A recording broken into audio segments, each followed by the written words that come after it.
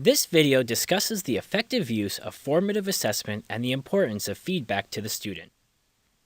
If we are to involve students in the formative assessment process and help them learn to use feedback, we must provide them with the strategies to do this. We must share the learning objectives and the criteria for success. We must teach them how to engage in peer and self-assessment.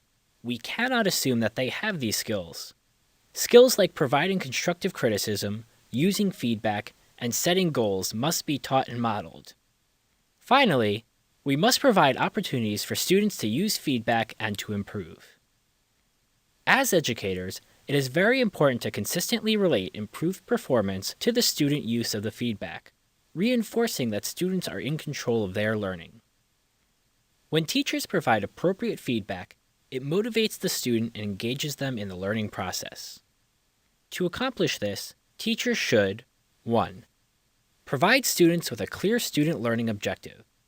It is important that learning objectives are in student-friendly language. 2. Ensure students understand what success looks like. Students must also know what the evidence of their learning will look like. For example, if you are teaching students to utilize a specific reading strategy, students should know that they will demonstrate their learning by applying the strategy on an independent reading task. 3. Use an appropriate formative assessment strategy. The assessment must be aligned to the goal. If the goal is to apply a reading strategy, then the assessment must require students to apply that strategy. If the goal is for students to understand a concept in math, then the teacher should require an open-ended response that demonstrates that understanding. 4. Provide timely feedback and appropriate follow-up instruction or intervention.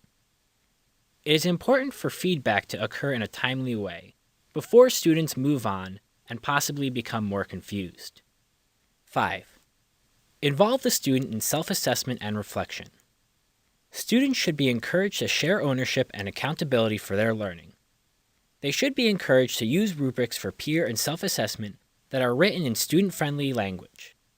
They should also be encouraged to find their own mistakes and apply the strategies they have been taught in order to address those mistakes.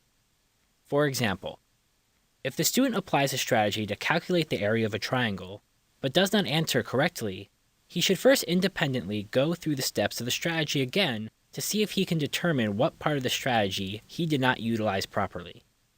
If he cannot do this independently, the teacher can provide appropriate intervention.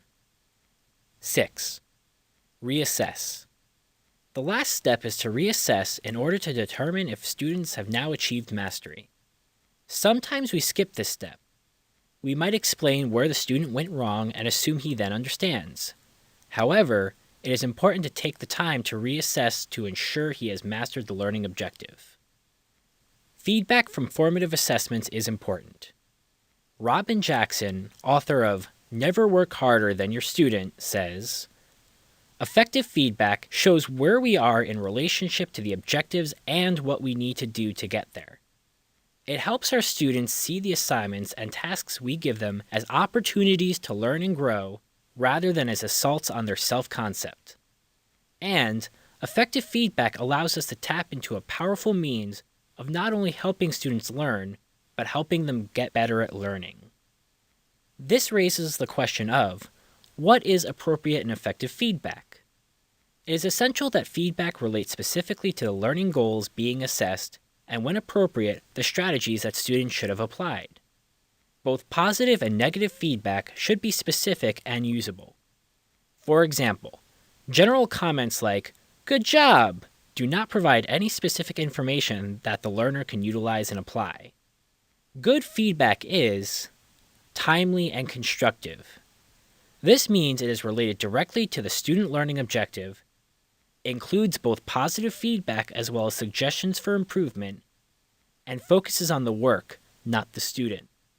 Specific. Specific feedback avoids general praise or negative comments. Indicate what students did right and what they could do better. Feedback must be focused on the product or behavior, not on the student. Lastly, it must be usable so the student understands how to utilize the feedback to improve performance.